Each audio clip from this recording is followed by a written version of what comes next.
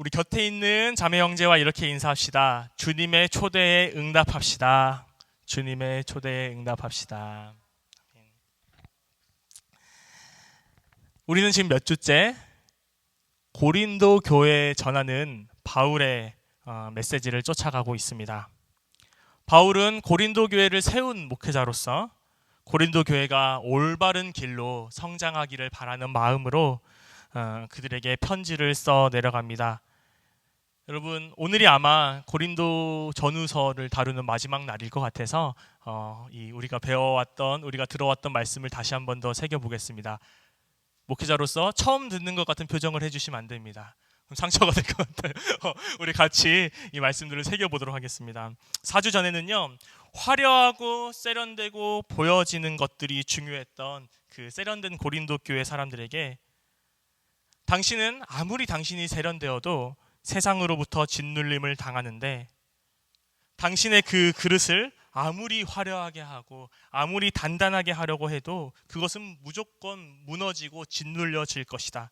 하지만 당신 안에 그리스도의 복음을 품고 있다면, 예수 그리스도의 은혜를 품고 있다면 당신이 질그릇에 불과하더라도 세상에서 어떤 짓누름이 있어도 당신은 짓눌려지지 않을 것이다 하는 말씀이 있었습니다. 그리고 3주 전에는요, 바울이 고린도 교회 사람들에게 넓은 마음을 가지라고 한 기억이 있습니다. 넓은 마음을 가져서 무명함과 죽음과 징계와 근심과 가난으로부터 유명과 살아있음과 기쁨과 부요함 모두를 아우를 수 있는 그런 성숙한 교인이 되어라. 그래서 슬픔에 진심으로 눈물 흘릴 수 있는 사람에서부터 시작해서 기쁨에 진심으로 함께 춤출 수 있는 그런 넓은 마음을 가진 사람이 되어라 라고 바울이 편지했습니다. 지난주에는요, 자신을 비우는 것, 특별히 연보, 헌금에 관련하여 나를 비우는 것을 걱정하는 고린도 교회 성도들에게 예수 그리스도의 모습을 봐라.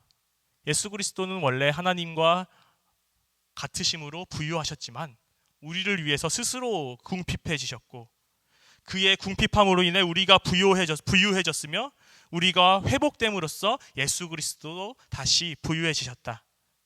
그래서 내 궁핍함을 채워주신 하나님의 은혜에 감사드리고 당신들 곁에 있는 궁핍함에 대해 관심을 가져서 서로를 통해 하나님의 만나를 느끼게 해줘라. 서로를 통해 출애굽 백성들이 하늘로부터 얻었던 양식, 그 만나를 서로를 통해 느낄 수 있게 하여라.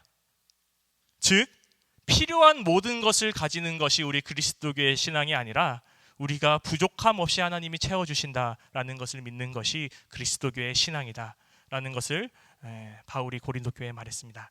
오늘은 이제 이 고린도 교회에 대한 편지의 마무리입니다. 고린도 교회에서 바울이 계속 애먹었던 것은 권위에 대한 문제입니다. 고린도 전서는 저희가 살펴봤던 것처럼 처음부터 고린도 교회가 그 수많았던 철학 학파들 사조가 갈라졌던 것처럼 바울파냐, 게바파냐, 그리스도파냐, 아볼라파냐, 아볼로파냐 하면 쫙 찢어져 있었던 그 싸움이 있었고 그 싸움에 대한 가르침부터 아예 고린도 전후서가 시작이 되었죠. 그리고 바울의 사역을 인정하지 않는 교인들로부터 바울은 항상 자신을 변증했어야 합니다. 하지만 고린도 전후서 전체를 통해서 바울은 일관적으로 한 번도 빠짐없이 자신의 잘남으로 자신의 권위를 세우려고 하지 않았습니다. 일관된 태도로 자신을 죽이고 하나님을 세웠으며 고린도 교회 사람들도 여러분도 자신을 죽이고 하나님을 세워가며 살아가십시오 라고 했습니다.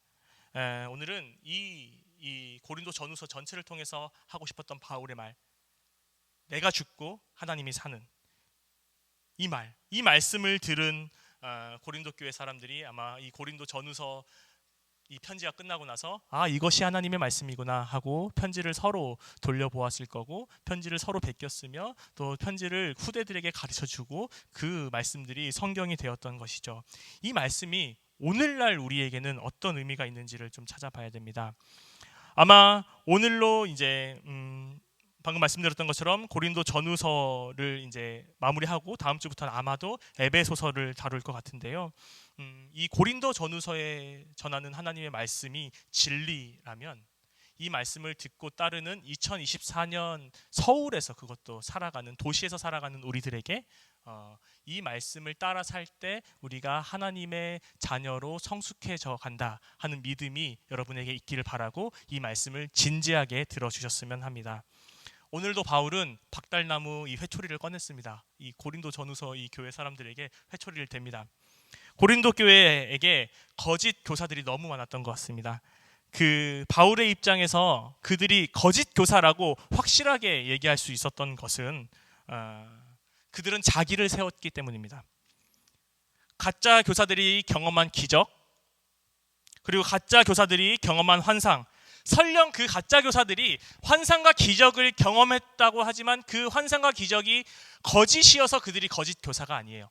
그들이 경험한 그 환상과 기적이 설령 진짜 하나님이 주셨던 기적과 환상이었어도 그 기적과 환상을 자기를 세우는 일에 사용하는 그 교사들을 향해 바울은 저 사람들은 거짓 교사이다 라고 말하는 것입니다.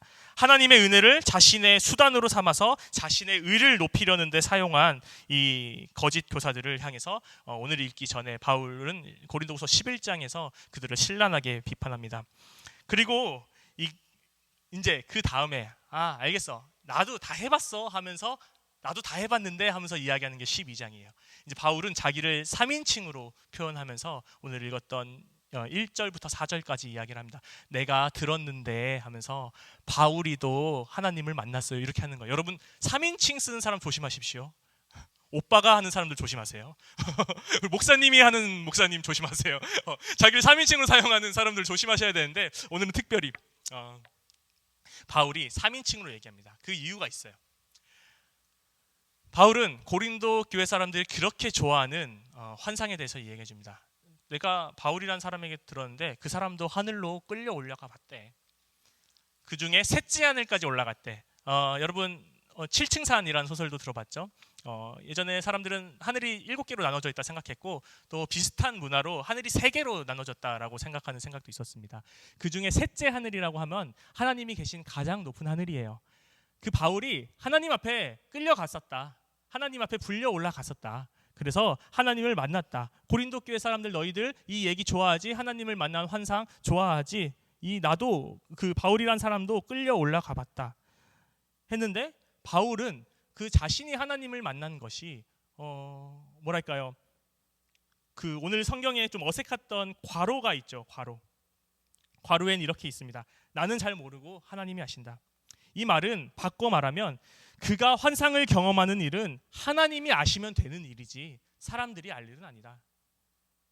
나는 기억조차 못한다. 하나님이 기억해 주시고 하나님이 나를 만져주셨던 걸 나만 알고 있으면 되지 그것을 사람들에게 자랑하면서 자신을 세우는 일을 사용하는 것 하나님이 그렇게 사용하라고 하나님의 환상과 기적과 계시를 준 것이 아니다. 바울은 내가 앞으로 자랑할 건데 내가 자랑하고 싶었던 것은 나에게도 있었던 그 환상과 계시가 나의 자랑이 아니다 하면서 우리가 너무나 잘 아는 말씀을 합니다. 내가 자랑할 것은 오직 나의 약함밖에 없다. 이제 바울의 자랑이 나옵니다. 바울의 자랑은 자신의 약함입니다. 자신이 약한 데서 하나님의 강함이 드러난다라는 말을 합니다. 바울에게는 아마 어떤 신체적 아픔이 있었던 것 같습니다. 그 아픔이 무엇인지에 대해서는 아주 많은 사람들이 연구도 했어요. 간질이라고 하는 사람도 있고 피부병이라고 하는 사람이 있고 여러 가지 무엇이 그게 중요하지 않습니다. 어떤 것이든 그 바울에게는 아픔이 있었던 것 같습니다. 그것을 치료하기 위해서 하나님께 바울은 3번이나 자신을 치료해달라고 기도합니다. 그 아픔으로부터 벗어나게 해달라고 나의 약함으로부터 나의 약한 점으로부터 나를 벗어나게 해달라고 기도합니다. 그때 가짜 교사들이었다면 가짜 교사들은 하나님께서 내 기도를 듣고 나를 이렇게 낫게 해줬어. 하나님께서 나의 기도를 듣고 내가 이렇게 열심히 기도하니까 나의 모든 어려움들이 회복되고 고쳐졌어 라는 것을 자랑하는 것은 가짜 교사고 바울의 말은 조금 다릅니다. 하나님이 이렇게 바울에게 이야기했다는 겁니다. 너에게 준 나 하나님의 은혜가 이미 너에게 족하다. 내 은혜는 너의 약함 가운데서 온전해진다.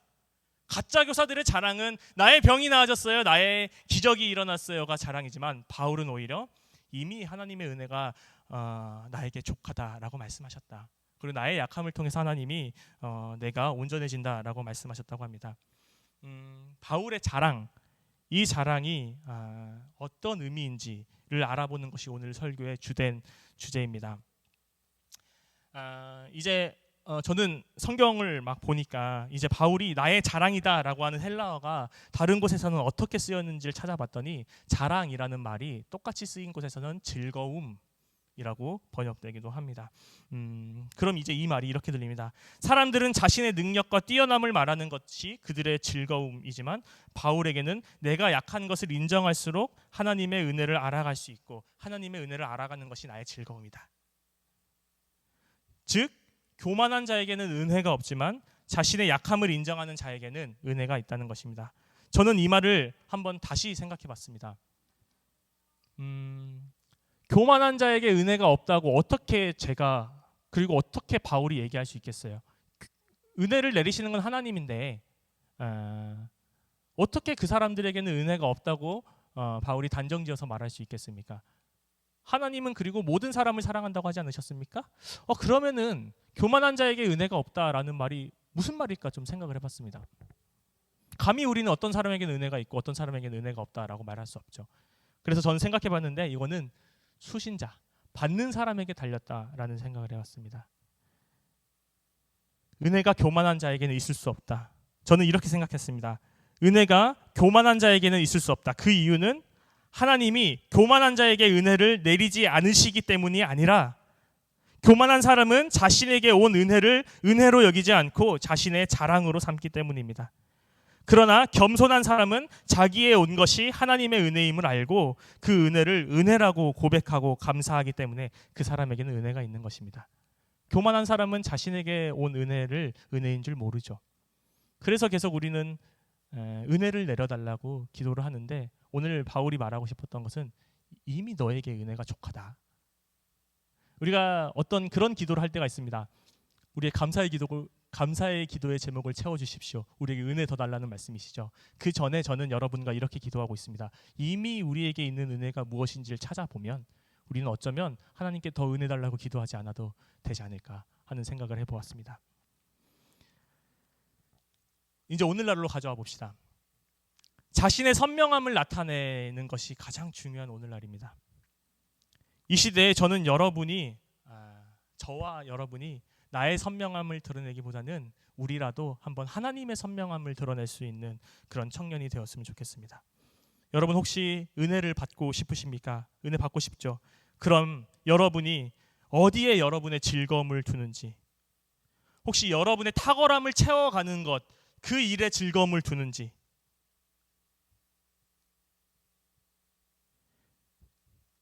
아니면 내가 탁월할 수 있도록 주님께서 주신 하나님의 은혜에 나의 즐거움을 두는지 그것 한번 잘 생각해 볼 수 있기를 바랍니다. 그래서 나의 자랑과 나의 즐거움을 하나님에게 둘 수 있는 그런 우리가 될 수 있길 바랍니다. 오늘 읽진 않았지만 12장 1절은 이렇게 적혀 있습니다.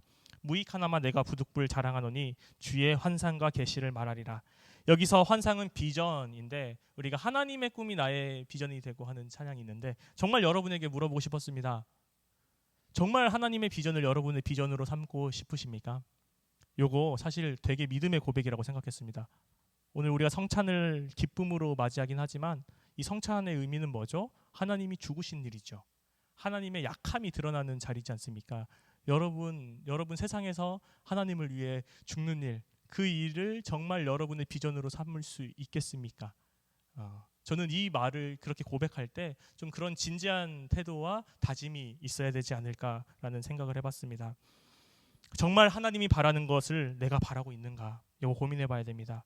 바울의 시대에 그때 2000년 전만 해도 지금도 세상의 자랑과 하나님의 자랑은 전혀 다른데 정말 여러분의 약함을 여러분의 즐거움으로 삼을 수 있는가?